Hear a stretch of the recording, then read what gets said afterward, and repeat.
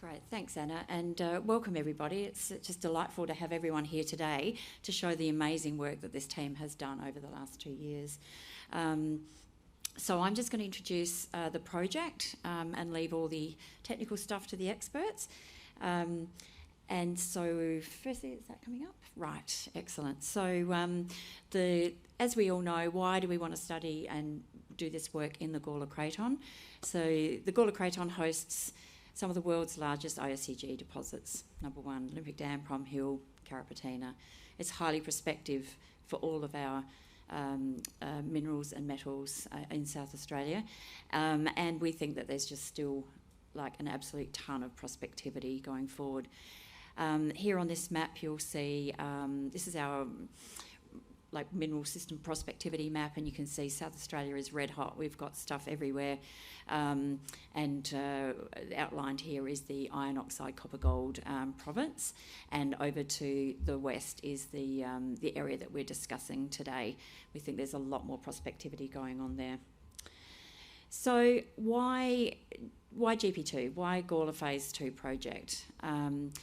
A few years ago, in 2020, the department partnered with a group called Unearthed and decided for the first time in the department, but I think across Australia as well, we were going to combine this concept of data science and geology.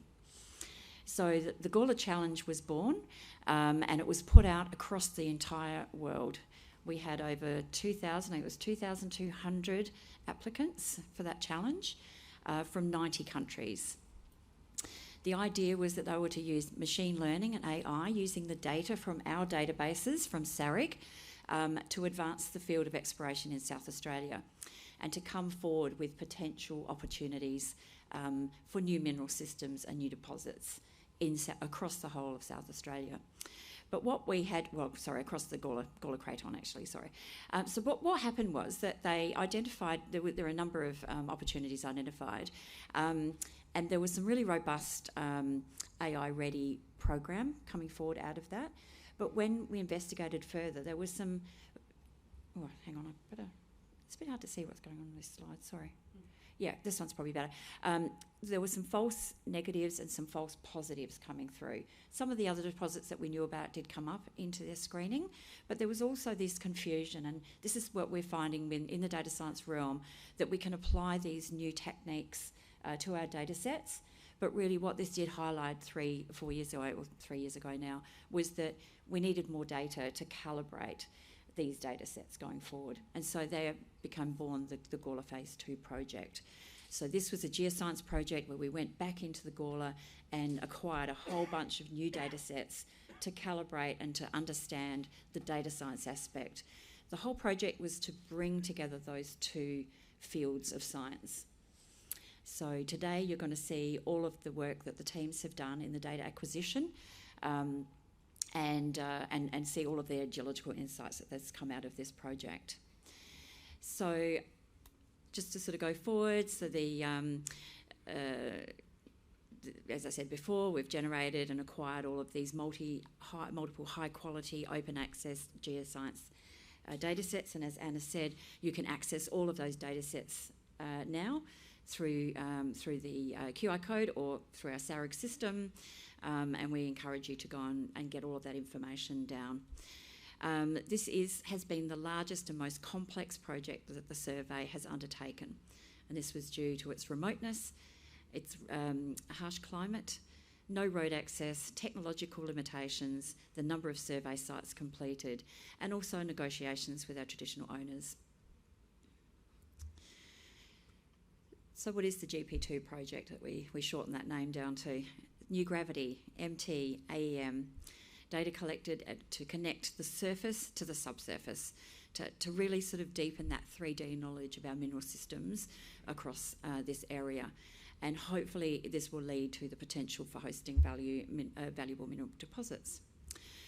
So this slide here really sort of shows how the airborne magnetics, electromagnetics and satellite topography has been used to link subsurface lineaments and faults down to the subsurface, so that we can get this 3D picture of the area.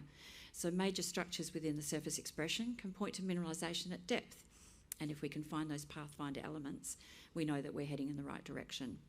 Mapping sedimentary sequences and paleochannels are super important, critical for groundwater resources, but also for mineral sands, uranium, placer gold deposits, and now we know rare earth deposits.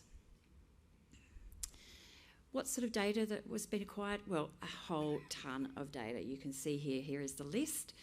You can see over 5,000 gravity observations, over 300 new sites and 3D models of the crust, over 300 new samples to constrain the basement geology, and thousands of new surface and subsurface lineaments to connect that basement to cover. 2 new paleochannel layers have been identified and mapped and available, and we have thousands of new legacy data. So the team's been very, very busy bringing all of that old data that we're sitting in old reports and envelopes, bringing it into the digital world so it can be easily accessed by all of you. So just to continue on our deliverables for this project, you can see there's been a ton of report books and data come out over the time, particularly over the last year or so. And there's a list of all of the report books and data packages that have come out. And also you can see online an amazing collection of videos that have been prepared by the team. They are, if you haven't seen them already, get on and watch them. They're fabulous videos that not only just describe what they've done in the Gawler Phase 2, but actually applicable across all of the exploration within South Australia. So with that, I would like to hand back to the team. You've got an amazing program here with all of the technical experts, and I really encourage you to make the most of the day, come and talk to the team, look at the core, and join in the discussions. And thank you very much.